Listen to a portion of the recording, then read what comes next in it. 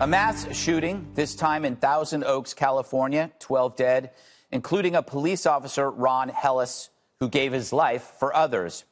Here are his fellow officers paying respects to their fallen brother on the 101.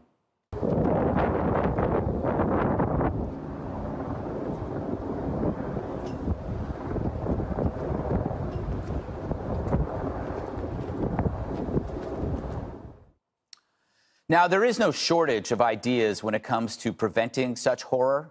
The problem is the loudest voices only offer two choices.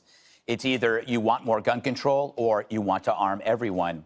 We need to escape this prison of two ideas. Here's how.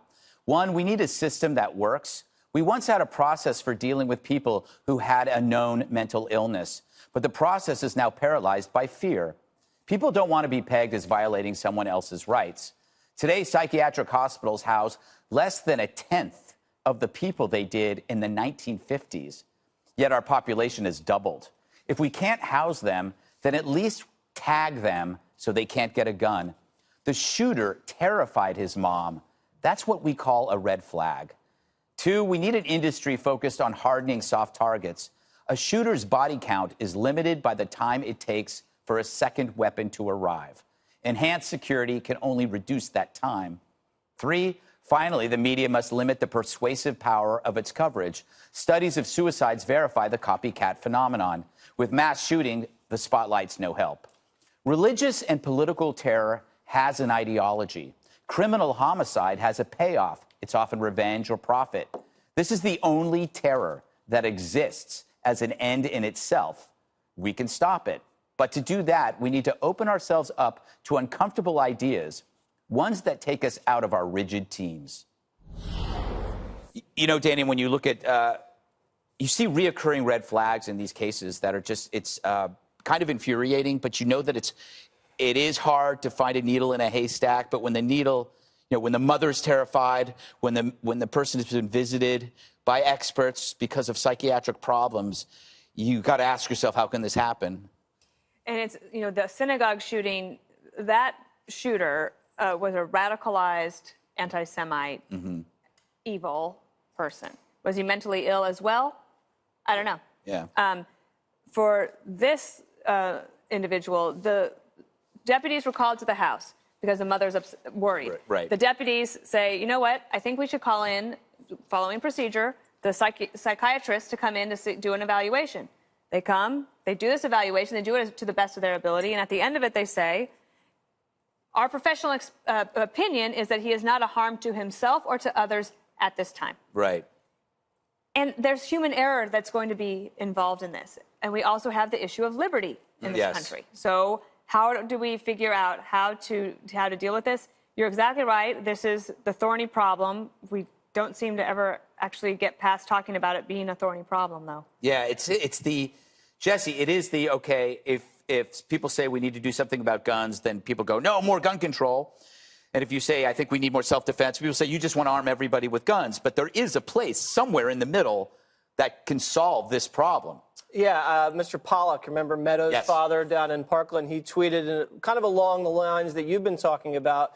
Don't all of a sudden rush to take everyone's guns away. You have to look at mental health, you have to look at security, and you have to look at soft targets, because California is probably one of the strictest gun control states out there, and this city, third safest city in California. So if this could happen there, this could happen anywhere. And if you think back what Dana was just saying, if you had multiple police contacts at the house, neighbors that were concerned, law enforcement concerned that he was terrorizing his mother, terrorizing himself, possibly harming himself, one neighbor said, and there was thoughts of PTSD involved. If you go and send this guy to a mental health professional, and the mental health professional then just checks this box, it's similar to what happened again in the Parkland shooter again. Exactly. This guy, you know, he's off the charts insane, and they give him a clean bill of health. These mental health professionals, I'm not blaming them, but they have to address the modalities that they're going through when they see, is this person a threat? Because they're letting off a lot of people that then go out and shoot people.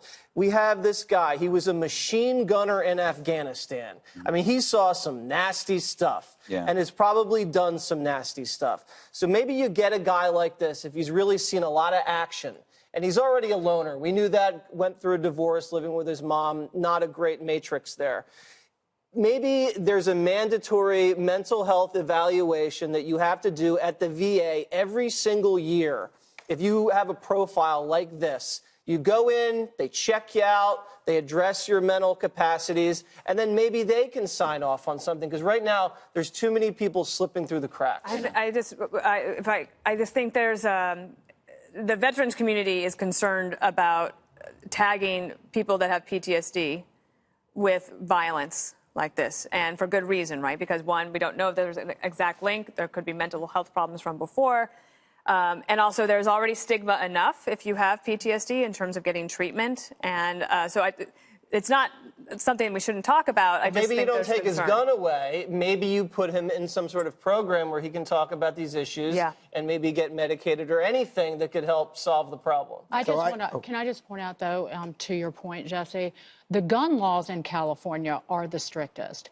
And there are laws on the books in California for this man's family and any person's family to deal with this and get a gun or guns out of the hands of someone who is a threat to themselves or other people. There are multiple ways to do that in the state of California.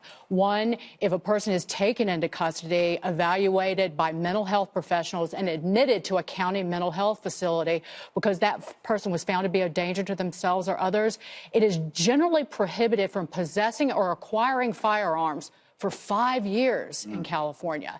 And then the state of California was the first to introduce gun violence restraining orders 4 years ago to give a legal path to family members and even law enforcement officers to get a gun out of somebody's hands. And this is in the case of potential suicide or violence to others. But there are mechanisms in place that in this case were not used. I had no idea that that was already in place. Yeah, so I just want to pick up on the top of your monologue, which was that we get locked in a box in terms of the conversations that we have in this country, because I thought that was so important that people either say, oh, no gun control or gun control, right? And I just want to also point out, as Dana said, this man had been interviewed by healthcare professionals and found not to be a threat to himself or others. So it's not the case that there hadn't been attention. And I would also think that it's very important to say that people who have mental illness are not of a greater proclivity to commit gun violence. There's no evidence between gun violence and mental illness in this country. So to me, what's important is that we acknowledge we have too many guns in this country, and it makes for a problem not only for gun violence, but for suicide in particular. So when I say gun violence, I mean gun violence against others. The other thing that I think is really important is that there are points where we can agree as Americans, and I wish we would get to that. It's overwhelming. If you ask Americans about background checks, universal background checks, Americans say yes, including gun owners, NRA members say yes, that's a great idea, let's do it. Let's have a waiting period for people who get guns. But did that stop? He got this gun legally. I'm sure there was a background check. Right? No, but in this case, I'm sure there was. But remember, he was interviewed, as Dana said, by mental health professionals who didn't have enough evidence in their minds to say, put this guy away or deny him access. And that's another thing, that if someone is found to be abusive of their spouse or mom in this case, they should not be allowed to have a gun. But just the points of agreement, universal background checks, assault weapons, and it seems to me that you have to have a sense that, again, how many guns can any one person have in the country? Well, I don't know how many. Well, it only takes one. Yeah. Did you want to say something? No, I just wanted to say, but families in that state and many other states, an increasing number, including Florida, after the Parkland shooting earlier this year, if you have an individual in your family who has a gun or guns, and there's a path legally to get that gun out of their hands if you think that they're a violent threat. Right. Okay. And we just have to remember every day the dangers that the police endure. This is what they do. This is what they do for a living. They rush towards the bullets. He saved a lot of other people. Yeah. Sergeant Ron Helis.